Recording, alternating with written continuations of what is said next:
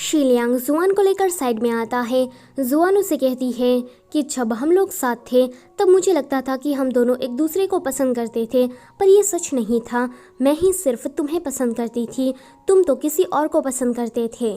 यहाँ पर हमें पता लगता है कि ये दोनों बचपन में गर्लफ्रेंड बॉयफ्रेंड नहीं थे, बल्कि एक दूसरे के अच्छे दोस्त ही थे, पर फिर भी जुआन उसके लिए पजेसिव थी। जुआन उसे कहती है कि मैंने उस दिन देख लिया था कि तुमने मेरे नाम की जगह पर किसी दूसरी लड़की का नाम लिखा, एंड वो लड़की मेरी बेस्ट फ्रेंड थी। एक फ्लैशबैक में हमें दिखाया जाता है कि जुआन शिलियांग को लेकर विशिंग ट्री के पास आती है। शिलियांग देखता है कि यहाँ पर तो बहुत सारे कपल्स ने अपना नाम लिखा हुआ है, तो जुआन उसे कहती है कि इस तरह से रेड रिबन में अपना और अपने क्रश का नाम लिखने से वो दोनों हमेशा ही साथ रहते हैं। इतना कहकर वो उसे एक रेड रिबन देती है। शिलियांग अपने नाम के साथ उसमें यान्सी का नाम लिखता है, जबकि जुआन ने अपने नाम के साथ शिलियांग का नाम लिखा था। यानी कि शिलियांग तो बचपन से ही यान्सी को पसंद करता है। तभी ही जुआन की नजर जाती है कि शिलियांग ने अपने नाम के साथ गुशिये का नाम लिखा है, मतलब कि शिलियांग अभी उसमें नाम लिख ही रहा था। और आपको तो पता ही होगा कि चाइनीज में अल्फाबेट नहीं होते बल्कि लाइंस होती है,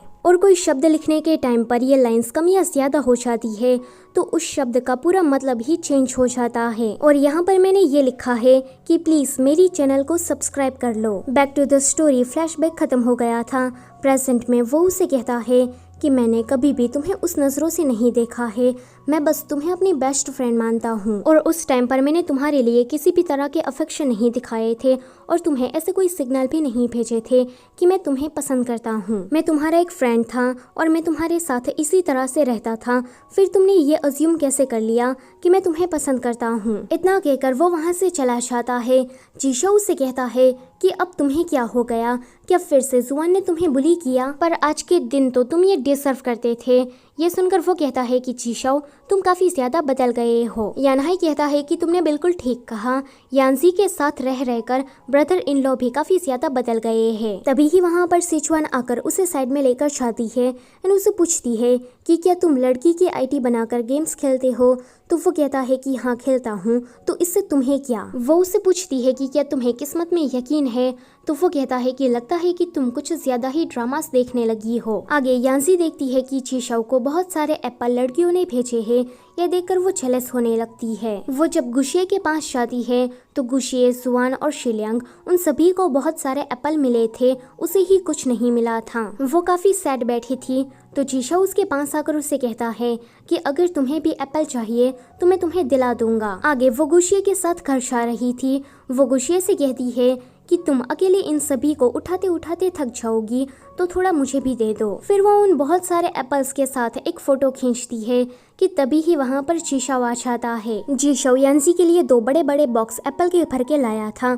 वो उसे कहती है कि ये क्या है? तो जीशो कहता है कि ये एप्पल बहुत ही ज्यादा रेड और रिच है, इसे जल्दी से खा लेना वरना ये खराब हो जाएंगे। अगले सीन में गुशिये उस पर बहुत ही ज्यादा जोर जोर से हंस रही थी।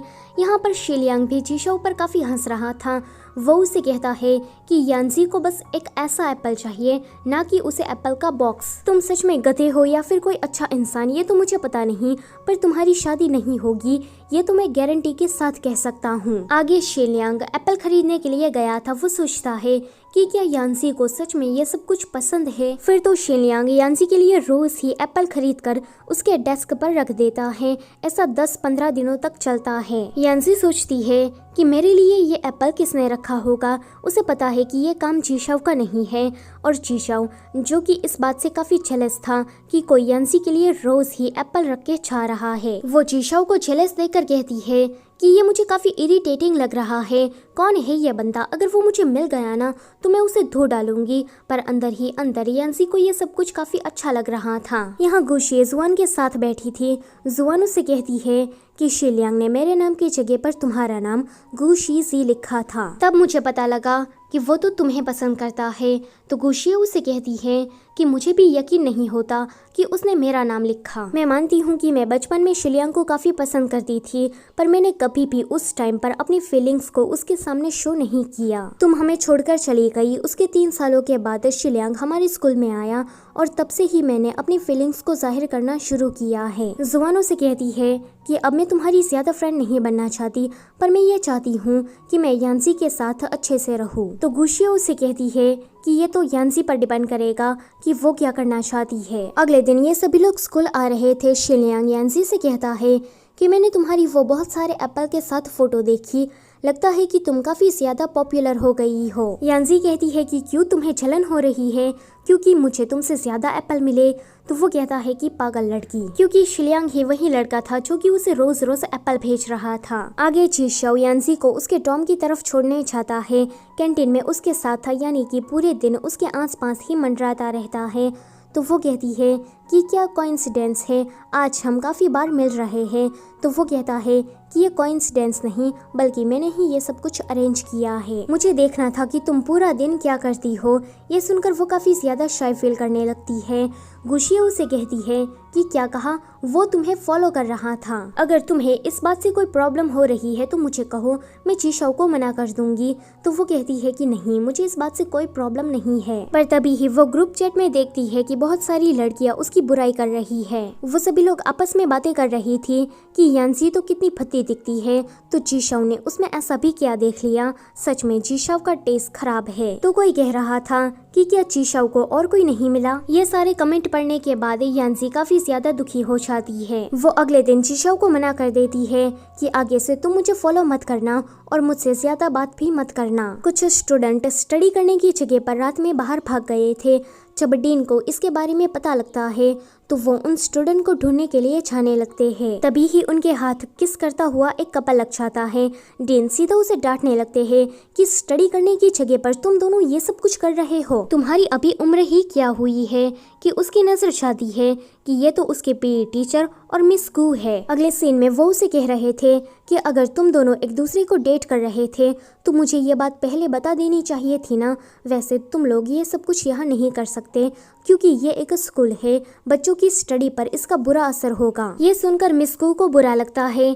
वो पीटी टीचर से कहती है कि मुझे तुमसे ब्रेकअप करना है क्योंकि मैं ओपनली डेट करना चाहती हूँ। तो वो कहते हैं कि मैं तुमसे ब्रेकअप नहीं करूँगा, मैं अभी तक रुका हुआ इसलिए हूँ क्योंकि मुझे तुम्हारे साथ शादी करनी है, पर मैं काफ़ी ज़्यादा गरीब हूँ, मैं पहले पैसे कमाकर अपना खुद का घर खरीदना चाहता हूँ। शादी का नाम सुनकर मिस गू से कहती है कि मेरे पास खुद का एक घर है। पीटी टीचर भी बहुत ही ज्यादा खुश हो जाते हैं कि चलो मिस गू भी उसके साथ शादी करना चाहती है। अगले सीन में ये बात वो इन सभी को बता रहे थे कि वो और मिस गू अब डेट कर रहे हैं। उसे बहुत सारे पैसे कमाने हैं, इसलिए वो जल्दी से स्कूल से रिजाइन ले लेंगे। ये सुनकर सभी का मुंह उतर जाता है, पर वो उसके टीचर के लिए खुश भी थे। शिलियांग जा रहा था। जुआन को अपने सामने आता देखकर वो रास्ता ही बदल लेता है। तो जुआन उसे कहती है कि रुको, मैं शंघाई वापस जा रही हूँ। तो वो कहता है कि सेफ जर्नी। जुआन उसे कहती है कि मैं तुम्हें पहले काफी ज्यादा पसंद करती थी और तुम्हारे साथ काफी रूड भी बन गई, पर प्लीज तुम मुझसे ज्यादा गुस्सा मत हो और मुझसे अच्छे से बात करो, क्योंकि अगर एक दिन तुम्हारी क्रश तुम्हारे सामने इसी तरह का बर्ताव करेगी तब तुम्हें पता लगेगा कि मुझे कैसा फील होता है। अब मैं तुम्हें ज्यादा पसंद नहीं करती, पर इस बार जाने से पहले मैं तुम्हें आखिरी गुड बाय कहना चाहती हूँ। शिलियांग भी जुआन के जाने का सुनकर काफी सैड हो जाता है। सो गाइस, इसी के साथ ये वाला पार्ट होता है यहीं पर ही खत्म। वीडियो अच्छी लगी है तो उसे लाइक करो, चैनल पर पहली बार आए हो तो उसे सब्सक्राइब भी करते जाओ। Thank you for watching.